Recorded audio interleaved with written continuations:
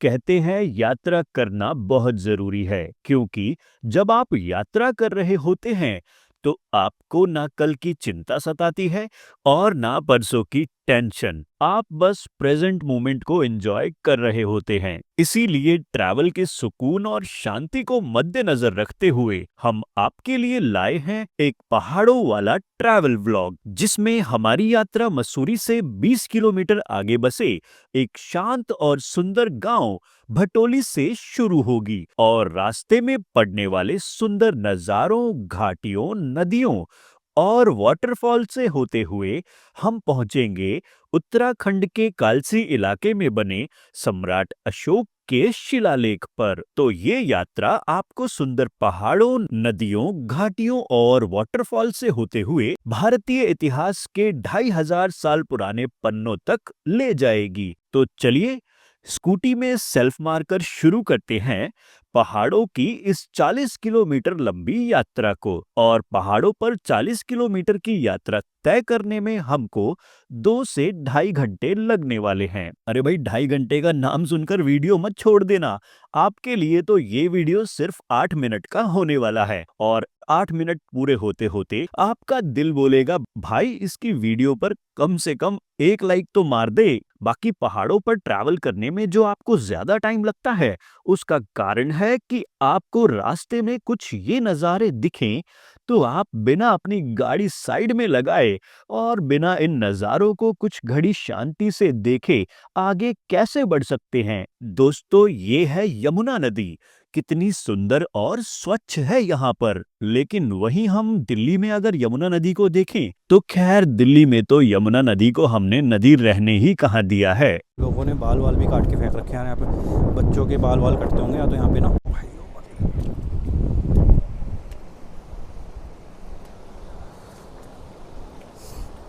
और यहाँ पे आओ तो आराम से यहाँ पे बैठ भी सकते हो, अपना मैगी खाओ, चाउमीन खाओ।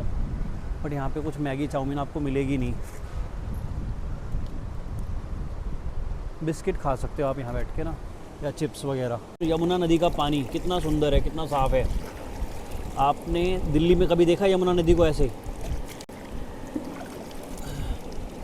एकदम साफ़ पानी है। पता नहीं दिल्ली में क्या ही कर दिया हम लोगों ने साला। और ये यमुना नदी है जो कि दिल्ली में बिल्कुल नाले जैसी लगती है। पानी पी के दिखाऊं मैं आपको?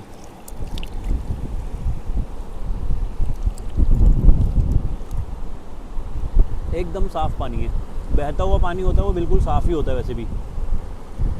कुछ देर यहाँ पर रुकने के बाद चलते हैं आगे। भटोली से निकलकर अभी हम सिर्फ 16 किलोमीटर ही आगे बढ़े हैं कि सामने हमें दिखाई देता है एक बहुत ही पतला सा लेकिन सुंदर सा वाटरफॉल। तो दोस्तों, ये होता है पहाड़ों का ट्रैवल। हमारी मंजिल अभी 24 किलोमीटर दूर है और हम ले रहे हैं सफर का मजा और एंजॉय कर रहे हैं इस वाटरफॉल में। तो वाटरफॉल में मस्ती भी हो गई। अब चलते हैं आगे। वाटरफॉल से लगभग 4 किलोमीटर ही आगे बढ़े थे कि हमें नीचे की तरफ दिखाई दिया कुछ ये नजारा। देखो दोस्तों, क्या खूबसूरत नजारा है। दोस्तों, यहाँ पर ये एक डैम का कंस्ट्रक्शन वर्क चल रहा है। चलो, आज हमने एक डैम का कंस्ट्रक्शन वर्क भी देख लिया। अब आगे बढ़ते हैं। पहाड़ों पर ट्रैवल करने के लिए सबसे बढ़िया गाड़ी तो टू व्हीलर ही है। अच्छी और खुली हवा में सांस लेते हैं, प्राकृतिक नजारों का मजा लेते हैं और मोशन सिकनेस की भी कोई टेंशन नहीं। मोशन सिकनेस टू व्हीलर पर होता ही नहीं है। प्राकृतिक नजारों का मजा लेते हुए हम पहुंचते हैं इस पॉइंट पर। अरे वाह, क्या खूबसूरत नजारा है। ये नजारा मैंने अपने जीवन में पहली बार देखा है। आप भी देखो दोस्तों, उल्टे हाथ की तरफ पहाड़ हैं, सीधे हाथ की तरफ भी पहाड़ हैं, लेकिन सामने देखो क्या प्यारा नजारा है। दूर दूर तक कोई पहाड़ नहीं, लेकिन नीचे ध्यान से देखो, लोगों के घर, खेत खलियान, नदी और हरे भरे मैदानों से भरा है ये सुंदर नजारा। यहाँ से खड़े होकर देखने पर यह नजारा जितना सुंदर लग रहा है उतना ही यहाँ पर खड़ा होना डरा भी रहा है। इस नजारे को देखने के बाद हम आगे बढ़ते हैं। अब बस 10 किलोमीटर हमें और चलना है और हम पहुंच जाएंगे कालसी में बने सम्राट अशोक के शिलालेख पर। क्यों दोस्तों, बढ़ रहे हैं ना हम प्रकृति के सुंदर नजारों से होते हुए भारतीय इतिहास के 2500 साल पुराने पन्नों की ओर। सुहाने सफर का मजा लेते हुए हम पहुंच गए हैं कालसी, और ये है सम्राट अशोक के शिलालेख का साइन बोर्ड। बस हमें अब सिर्फ 100 मीटर और चलना है।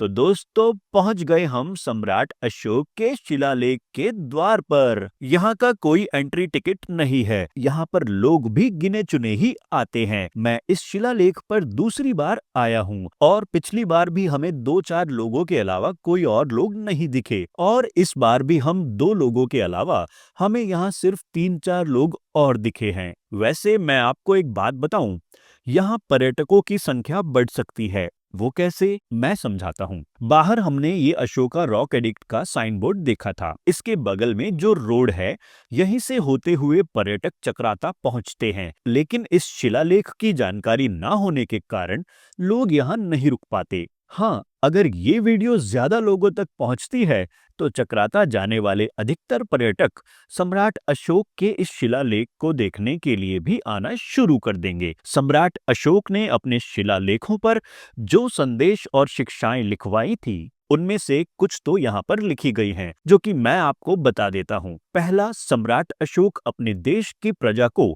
अपनी संतान की तरह मानते थे और एक पिता की तरह अपनी प्रजा का ख्याल रखते थे।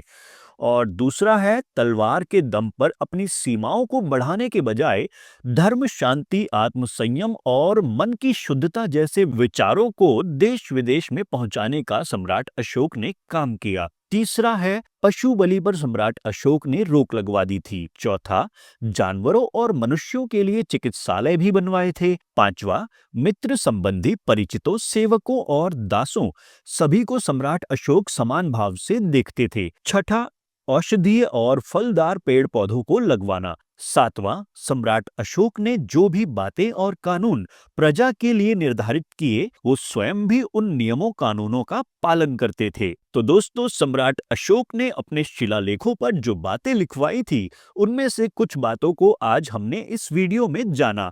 तो दोस्तों, आप कमेंट सेक्शन में जरूर बताना कि आपको हमारा ये प्राकृतिक नजारों से लेकर सम्राट अशोक के इतिहास तक का वीडियो कैसा लगा। और हमारे YouTube चैनल इंट्रोवर्ट यात्री को सब्सक्राइब भी जरूर कर लेना, क्योंकि आने वाले वीडियोस में मैं आपको लेके चलूंगा हिमाचल प्रदेश के कसोल, तोश और मंडी शहर में।